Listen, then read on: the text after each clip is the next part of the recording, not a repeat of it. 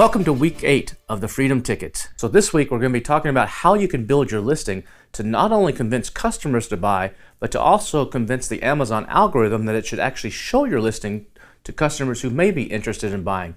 So you got to create a listing that actually creates a balance between what the customer needs to know in order to buy your product and what Amazon needs to know in order to show your product as relevant to that customer who actually might want to buy your product. Now there's a lot to a listing on Amazon. There's two different ways you can actually upload your data to Amazon. One is through the GUI, or the graphical user interface, which is the simpler way to do it and what most people do by logging into Seller Central. But there's also another way with what's called a flat file. And flat files are basically Excel spreadsheets. Now the flat files, or the Excel sheets, they actually contain a lot more information. They're a little bit more advanced, and they're great for people that have a lot of products, or for more advanced people who are used to dealing with a lot of data.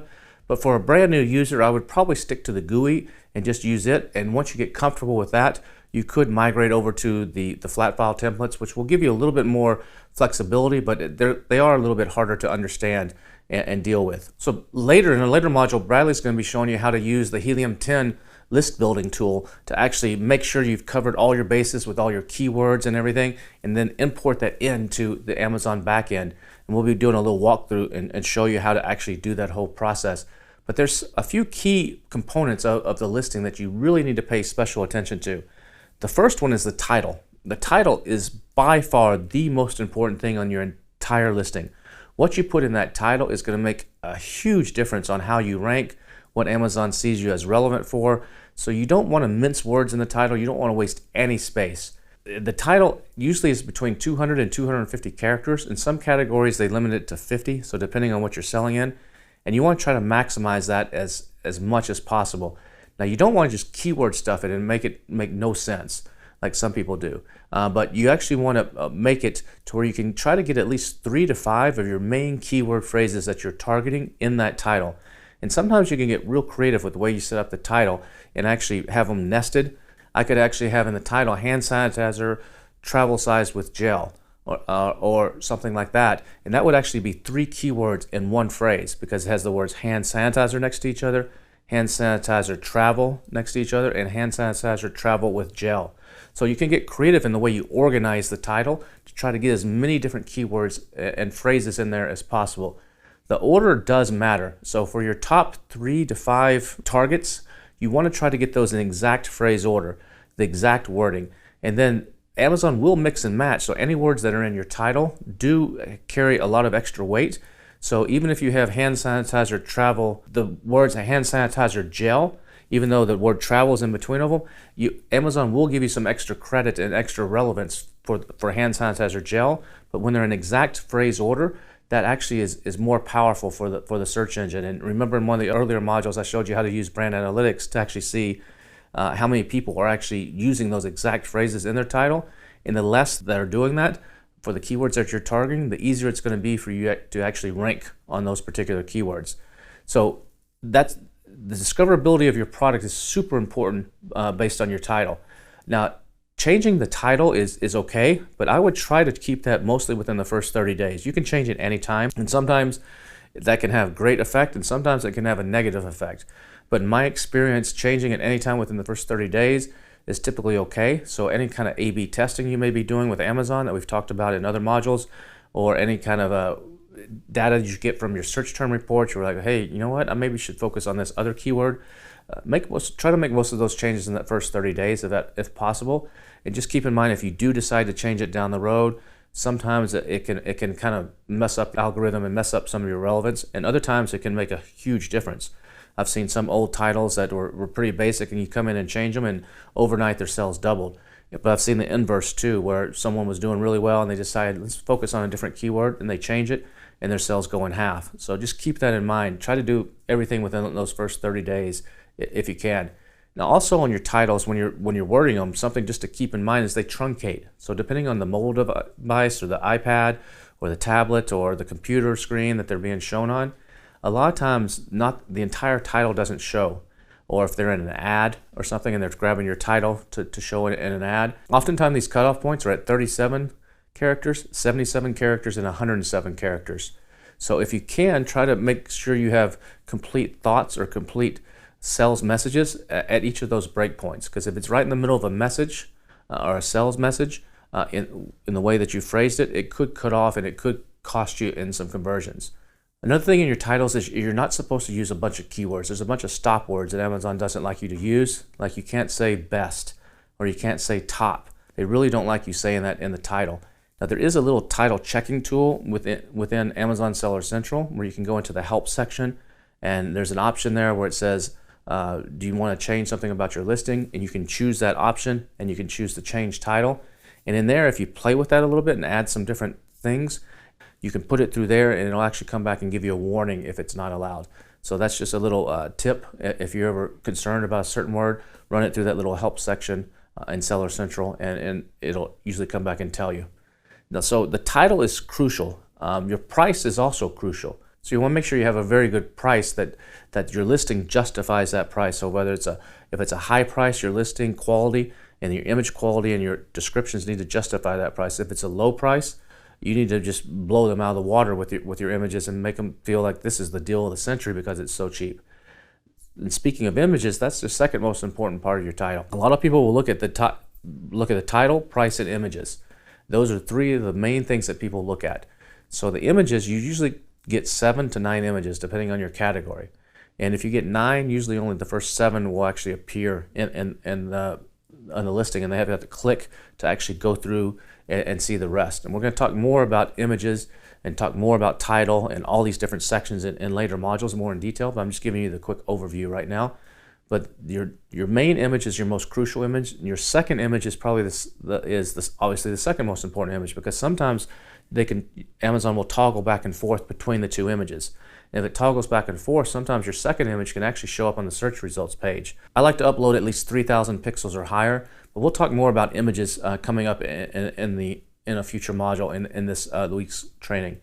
The next thing that's really important are the bullet points. And the bullet points are the short little snippets that you see. Sometimes you see just someone will write just a simple little sentence there. Other times people will write a paragraph. I recommend you keep those at around 200 to 250 characters on your bullet points. Now these are more about the benefits of the product. It's why is your product different? You got to tell people in these why is it different. I don't really go into too much of the specs right here. I save that more for the description or the A+ content if needed. Unless it's just a critical spec, but this is why they should choose your product over somebody else's.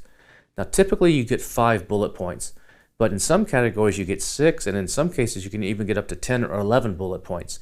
It just depends on the category. So when you go in to actually add the bullet points, there's a little add more button there, and you can keep clicking that. It'll show just one by default, and you click that until it doesn't let you go anymore, and you can fill all those in. Now the bullet points actually get indexed, and so these are super important for relevance. So the keywords that you couldn't fit in your title, what I would call the second level of keywords that are your second most important keywords, those need to be sprinkled around in your bullet points. So you're going to try to naturally write and include those actual words. And the Helium 10 listing optimization tool will help you with that to make sure you've actually gotten all the phrases you're targeting in there. And then in a later module this week, Emma is going to be actually talking to you about how to actually write this copy to make it just pop off the page and help convince people to buy. She's going to give you some really cool tips and tricks about that. But your bullet points, the top 3 are probably the most crucial, because a lot of times all the bullet points won't show up. The customer has to hit more, and sometimes even on mobile, only the first 3 show up until they have to scroll down and see the rest. So those top 3 are where you really want to put your differentiating stuff. So if you're selling a spatula, and a lot of the other spatulas had complaints about how when the hand touches the handle, it's kind of hot, and yours doesn't, you would want to emphasize that in the first bullet point. One of the only spatulas on Amazon that is cool to the hand, no burns, or always focus on benefits, not features. So this is not where you just list a laundry list of features. And remember, if it's made of wool, you don't say made of wool. You're going to say something to the effect of keeps you warm. This special alpaca wool keeps you warm even in negative 25-degree temperature, or something like that. That's a benefit versus just saying it's made of wool. So you don't want to just state the facts. You want to say what is the benefit of everything in your bullet points. Another thing in your bullet points is you can't use all capital letters. You'll see some people in the past were taught to actually put like 3 or 4 words in all capital letters. Amazon really doesn't like that. They also don't like you using any kind of HTML or any kind of emojis in the bullet points. They're implementing some things where those are still showing up on some listings, but they're implementing some new software tools where it actually will strip those out and could show an error. So be careful if you're using any of that kind of stuff. They want it clean and uniform. The next part of your listing is the description, and the description is where you can add some more technical details if you want to. The description is where you can fill in what you couldn't say in the bullet points, and sometimes I even restate what I said in the bullet points, because sometimes on mobile, the first couple hundred words of the description actually show up above the bullet points. So make sure the first couple hundred words of your description are really strong, differentiating copy that if people read that, they're like, oh wow, this truly is different, and I want to know more, and hopefully they end up buying your product. You're allowed 2,000 characters in the description.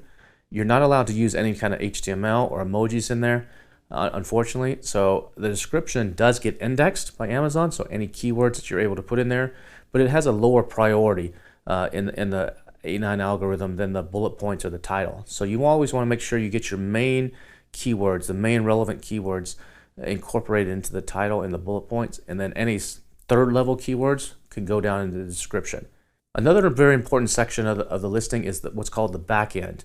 And on the back end, there's a whole variety of fields, including like sizes, variations, material, where it's made, intended use. You're going to want to fill out as many of those as possible. And one of the most important ones back there is the search term field, where you're allowed 250 bytes, not characters. It's actually bytes. It's a little bit different wording there. And every character takes up so many bytes. Bytes is basically like the size of the letter. And so like in Spanish, an ñ, the N with a little dash on the top of it is actually 2 bytes, for example, versus just 1.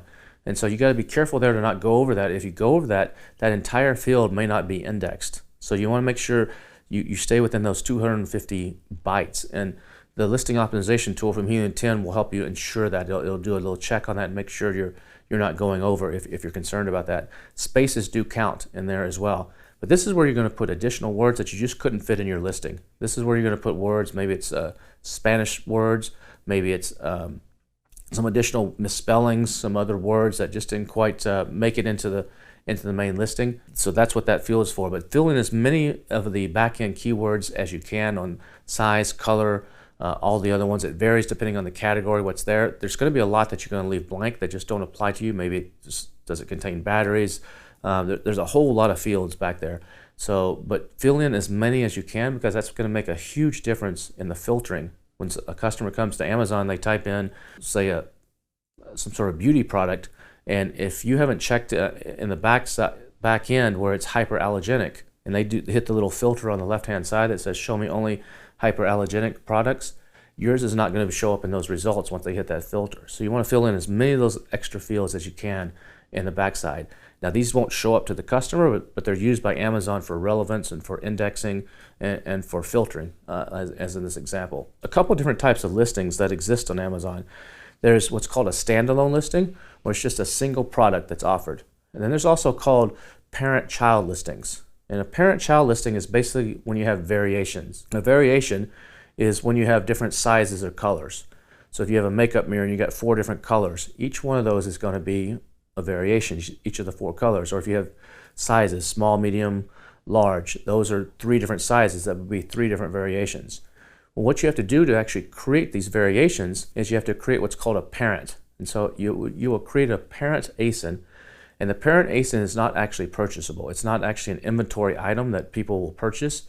It's kind of like a placeholder, but it's a parent. And so you're going to fill that product in too, just as if it was a standard listing.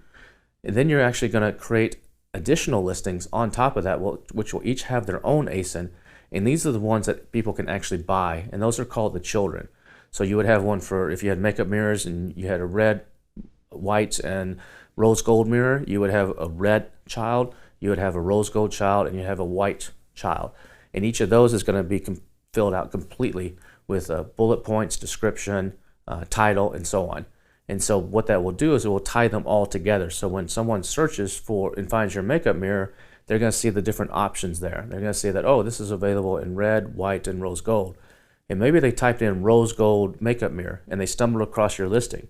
And so it's going to show them the rose gold one. But then they also see you have a white and a red one, like, oh, my buddy wants a white one, and I'm going to get one for my wife, the red one. So they'll see the other variations there.